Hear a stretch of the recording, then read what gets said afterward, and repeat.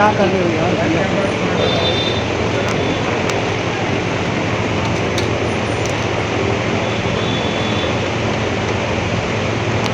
क्या कहना चाहिए? साथ ही जो ब्रजभूषण शरण है, इन्होंने आरोप लगाया कि इस पूरे जो महिला खिलाड़ी बैठे हैं वो सब आप करा रहे हैं, आपके इशारे पे सब कुछ हो रहा है।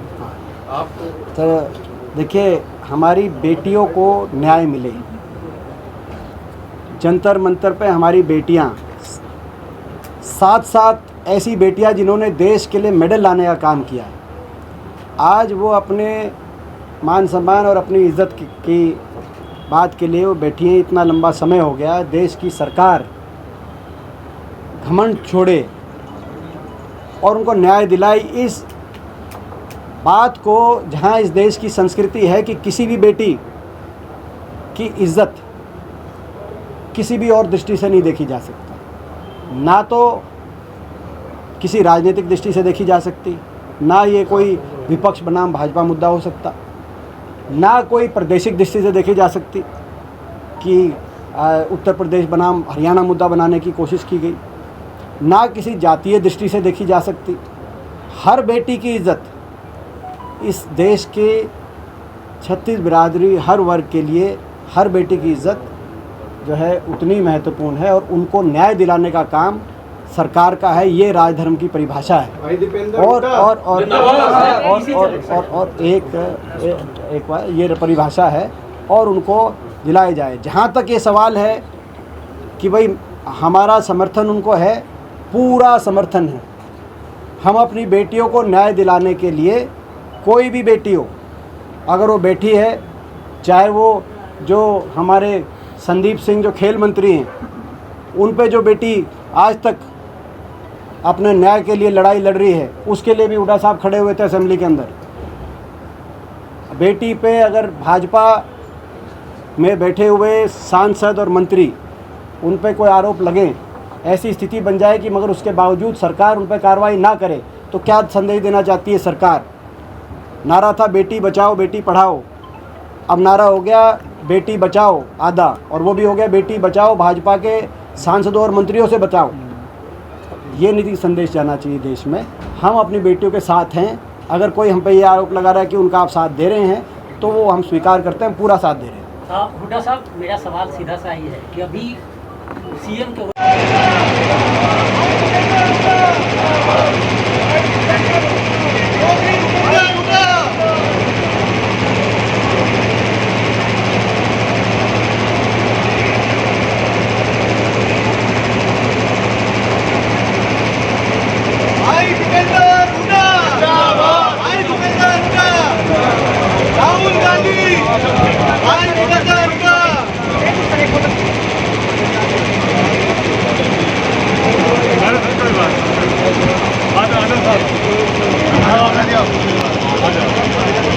सबसे ज़्यादा आज कोई भुगत रहा है सरकार के चुनाव ना कराने से, तो आम नागरिक, गुड़गांव का नागरिक भुगत रहा है। क्योंकि जो हमारे देश का जो संगठन है, जो प्रशासनिक संगठन, उसमें 3 टियर सिस्टम है और जो निगम है उसका बड़ा महत्वपूर्ण रोल होता है किसी भी शहर के विकास कार्य को आगे लेके जाने के लिए, उसकी शहर की सारी व्यवस्थाओं को सुचारू ढंग से नागरिकों तक पहुंचाने के लिए। तो क्या ये जिम्मेदारी सरकार की नहीं होनी चाहिए? हम समझ सकते हैं क्यों डर रहे हैं। ये जो आज गुड़गांव का चुनाव नहीं करा रहे, निगमों के चुनाव नहीं करा रहे, अपनी हार को देखकर बौखला गए हैं और केवल इसीलिए चुनाव नहीं करा रहे। बार बार हर प्रेस वार्ता में आपके बीच में मैं भी कहता हूं और बाकी लोग भी कहते हैं कि ये गुड़गांव में तो स्थिति ये होगी कि ये नगर निगम कम और नरक निगम ज़्यादा। भ्रष्टाचार खुले तौर पे, कोई छुपा हुआ भ्रष्टाचार नहीं है। आप सब जानते हो कौन कौन लोग हैं जो सरकार के अंदर, सरकार से मिलके, कौन से ऐसे जनप्रतिनिधि हैं, उनका नाम लेना सही नहीं होगा, लेकिन आप सब जानते हो कौन कौन लोग मिलके भ्रष्टाचार को करने का काम कर रहे हैं गुड़गांव के अंदर। और आज भ्रष्टाचार के भी कई घोटाले सामने आ रहे हैं निगम में।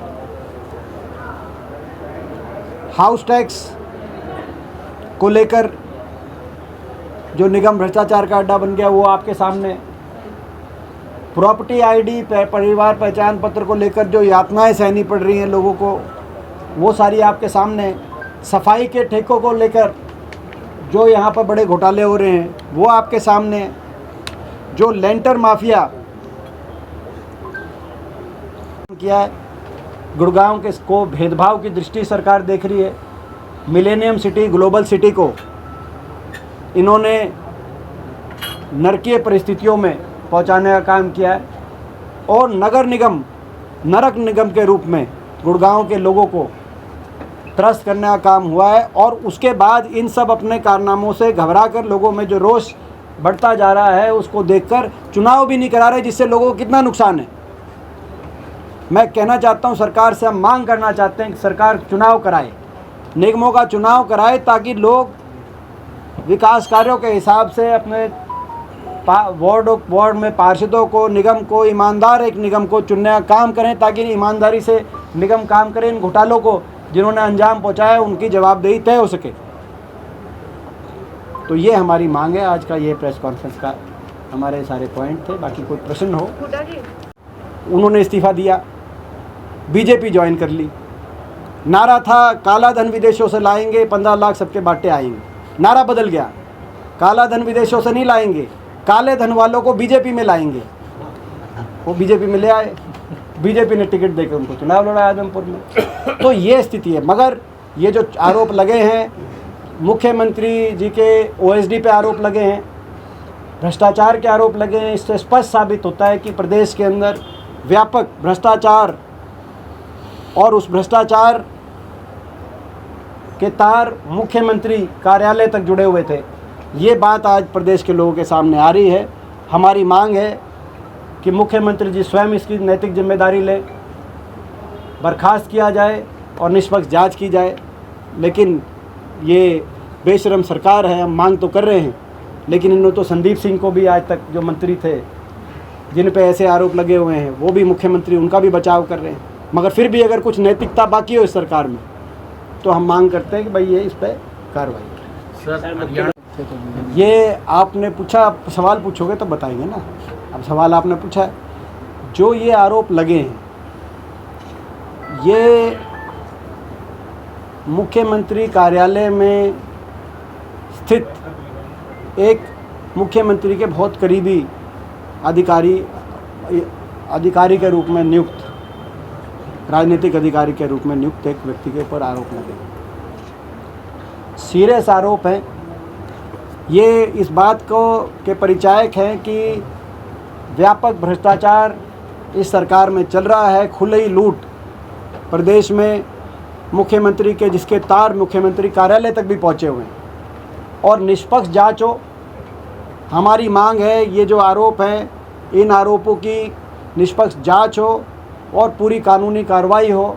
हालांकि हमें उम्मीद नहीं है निष्पक्ष जांच की, क्योंकि इस देश में सत्तारूढ़ भाजपा ने जो है ये कोई भी भ्रष्टाचार के आरोप और जांच केवल दूसरी पार्टियों पे के नेताओं तक सीमित रखती है। रातों रात अगर भाजपा में कोई शामिल हो जाए या भाजपा का हो तो कोई भी जांच एजेंसी उन पे कोई जांच नहीं करती। तो हमें उम्मीद तो नहीं है। जिसका सबसे बड़ा उदाहरण आपने देखा, भ्रष्टाचार को कैसे भाजपा पोषण कर रही है, भ्रष्टाचार का पोषण आज इनका नारा है। हम स्पष्ट रूप से कहना चाहते हैं कि गरीब का, आम आदमी का शोषण और भ्रष्टाचार का पोषण, ये नारा है भाजपा का। और ये मैं उठा रहा हूँ, आप मेरी बात अगर आपने आप प्लीज़ थोड़ा सा रिकॉर्ड तो करें ना बात, तो वही मैंने अभी करी। तो ठीक, जिसके बहुत उदाहरण दे सकते हैं।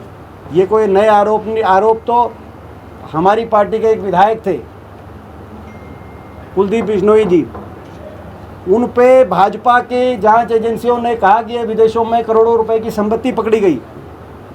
अखबारों के अंदर जांच एजेंसियों के जो हेड थे उनके बयान आए। बीजेपी के मंत्रियों ने कहा इतनी ज़्यादा करोड़ों की संपत्ति पकड़ी गई है, इस्तीफा दे। विदेशों में। अभी तक कोई संगठन नहीं बना है, तो उसका क्या कारण है? देखिए, हमारा संगठन लगातार, हमारे संगठन में विस्तार हो रहा है और यहाँ तक कि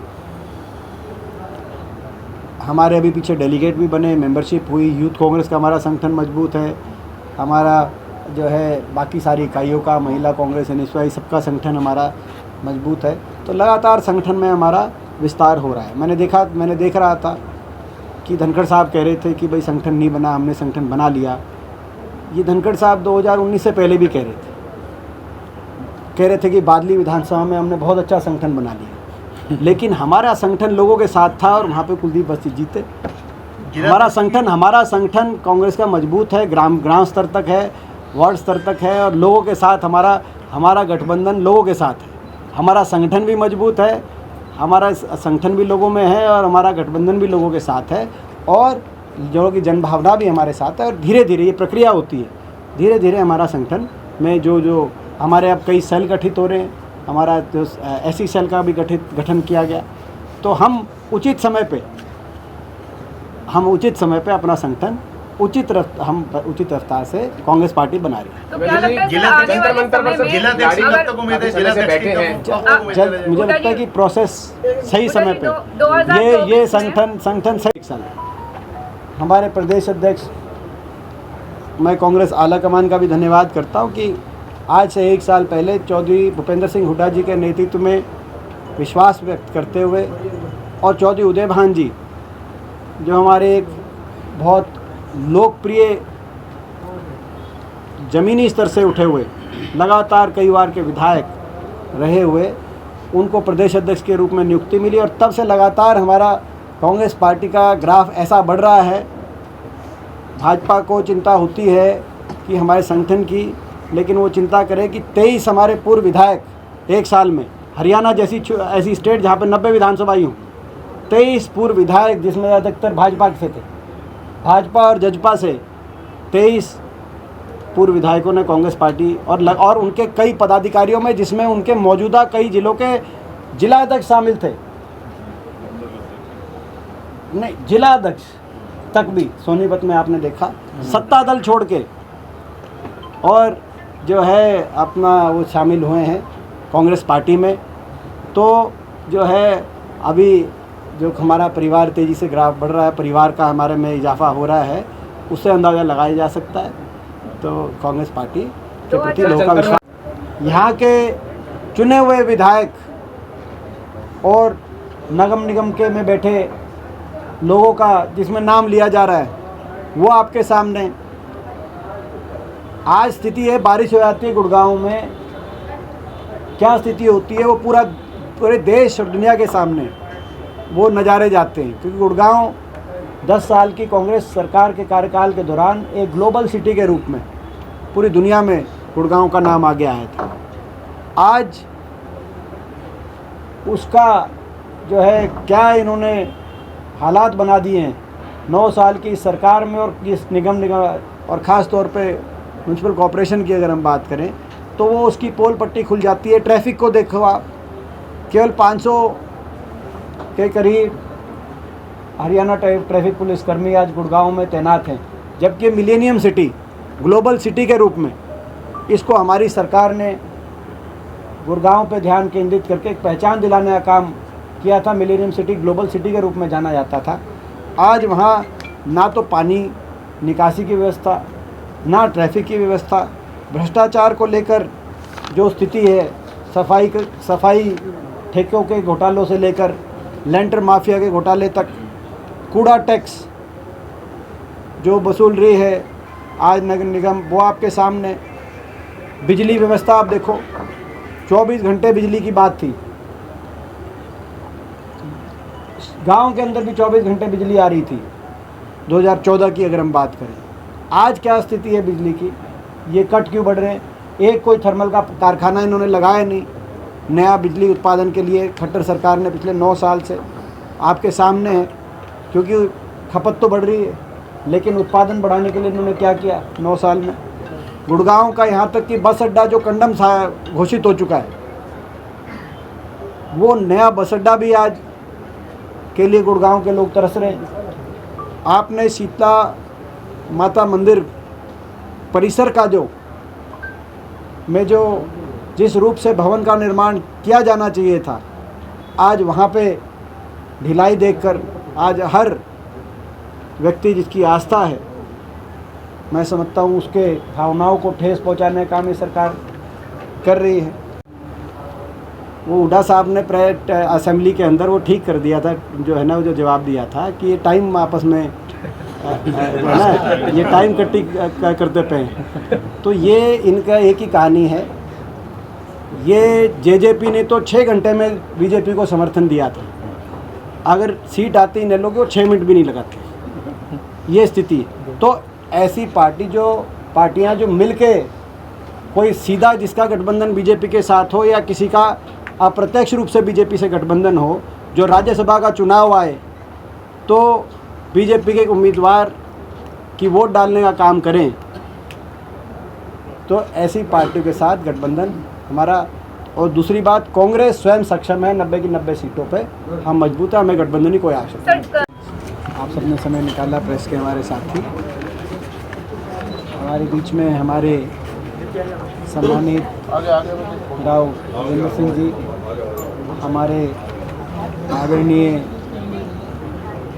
सुबीर कटारिया जी, हमारे सम्मानित भाई राहुल राव जी, भाई निशित हमारे यूथ कांग्रेस के जिला अध्यक्ष, हमारे भाई वर्धन यादव जी, हमारे युवा कांग्रेस के जो राष्ट्रीय पदाधिकारी हैं, हमारे चौधरी रामवीर जी पूर्व विधायक, हन्ना साहब, सभी सम्मानित साथी जो यहाँ पे, भाई अमित यादव जी इंटेक के हमारे प्रदेश के प्रधान, भाई अमित जी, भाई पंकज दावर जी, पंकज इधर आ साहब।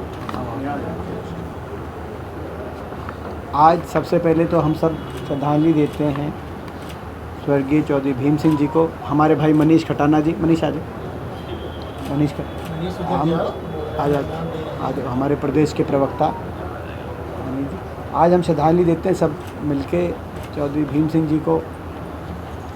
आज 25वीं उनकी बरसी कार्यक्रम का आयोजन उनके परिवार द्वारा किया गया है, और ये हमारे इलाके की और देश की संस्कृति का एक परिचायक है, क्योंकि संस्कारों को आगे लेकर, अपने बड़े बुजुर्गों के संस्कारों को आगे लेकर जो समाज, जो परिवार चलते हैं वही आगे जाते हैं। ये हमारे देश की संस्कृति और सभ्यता है, और उसमें ये परिवार आज याद कर रहा है अपने बड़ों के संस्कारों को, और उनको आगे लेके जाने के लिए संकल्पित हो रहा है। ये एक बहुत ही बधाई का पात्र है पूरा परिवार। मैं सुखबीर जी को और पूरे परिवार को इस कार्य के लिए इनका आभार व्यक्त करता हूँ, और इनको हम परिवार को यही हम सब शुभकामनाएं देते हैं कि अपने पूर्वजों के संस्कारों को आगे बढ़ाएं। दूसरा, आज हम इस अवसर पे मांग करना चाहते हैं सरकार से कि अविलंब निगम चुनाव कराए सरकार। ये सरकार डर रही है, भाग रही है। बहुत समय हो गया निगम चुनाव पेंडिंग हैं, जैसे कि पंचायत के चुनाव से सरकार डरती रही, भागती रही, और ना चाहते हुए आखिरकार सरकार को कराना पड़ा, और भाजपा के सिंबल पे बुरी तरह से लोगों ने जो है भाजपा के कैंडिडेटों को हराने का काम किया। और जैसे कि आपको याद है, जिला परिषद में जो जहाँ भाजपा के सिंबल दिए थे पूरे प्रदेश के अंदर, वहाँ इनका हार का मुंह देखना पड़ा। उसी रूप से आज गुड़गांव निगम का चुनाव और फरीदाबाद निगम, मानेसर निगम, कुशनगर परिषद के चुनाव इसके साथ सिरसा थाने से होने थे, बहुत लंबे समय से ओवरड्यू हो चुके हैं। राजनीतिक रूप से उनका जो जनाधार था वो प्रदेश में अब नहीं रहा ज़्यादा। उन्होंने अपने मतदाता से विश्वासघात करके गठबंधन किया और प्रदेश की जनता को हर बात में धोखा दिया। वो विश्वासघाती जो है, उन्होंने राजनीतिक सारे उनके कदम साबित हुए। पेंशन पे, बड़े बुजुर्गों पे के साथ विश्वासघात, 3 कृषि कानूनों पे किसान के साथ विश्वासघात, कहीं खिलाड़ी के साथ विश्वासघात। तो आज उनका ज़्यादा जनाधार जेजेपी पार्टी का नहीं रहा। अब स्थिति ऐसी है कि डिप्टी सीएम जहाँ जाते हैं जिन हलकों में, जेजेपी के जहाँ विधायक हैं, वो विधायक भी उनके कार्यक्रमों में नहीं आ रहे। मेडिकल कॉलेज की स्थापना नहीं हुई, जो कागजों में भी है और इनका संकल्प भी था कि हर जिले में मेडिकल कॉलेज बनाएंगे। 9 साल 9.5 साल हो गए, को मेडिकल कॉलेज भी नहीं बना गुड़गांव के अंदर। केवल घोषणा ये करना कि हर जिले में बनाएंगे, और एक पूरे हरियाणा में एक मेडिकल कॉलेज शुरू नहीं करवा पाए इन्होंने। जब कांग्रेस पार्टी की सरकार थी तो 5 मेडिकल कॉलेज और 2 मंजूर, यानी कि टोटल 7, जिसमें ईएसआई मेडिकल कॉलेज फरीदाबाद, शहीद हसन खां मेवाती मेडिकल कॉलेज मेवात, खानपुर के अंदर भगत फूल सिंह महिला मेडिकल कॉलेज खानपुर में, कल्पना चावला मेडिकल कॉलेज करनाल में, और एम्स के माध्यम से नेशनल कैंसर इंस्टीट्यूट बाड़सा में 5 विश्व स्तरीय मेडिकल कॉलेज, और एक महेंद्रगढ़ सेंट्रल यूनिवर्सिटी में मेडिकल कॉलेज मंजूर हो गया था, और एक जो है जिस पे कार्य शुरू हो गया था, और एक अपना भिवानी के अंदर मेडिकल कॉलेज। तो 7 मेडिकल कॉलेज, 5 पूरे। इन्होंने तो जो 2 हम मंजूर करके भी हमारे समय मंजूर हो गए थे, वो भी इन्होंने कार्य आगे उनका भी पूर्ण नहीं कराया, और गुड़गांव के अंदर भी घोषणा है उसी रूप में लंबित है। तो इसी के साथ साथ मेट्रो की बार बार बात आती है, ना इन्होंने मेट्रो का विस्तार किया 9-9.5 साल में। अब कह रहे हैं 9.5 साल के बाद, जब हम बार बार दबाव बना रहे हैं, आपके सामने है देश की सबसे पहली रैपिड मेट्रो गुड़गांव के अंदर लाने का काम हमारी सरकार ने किया था।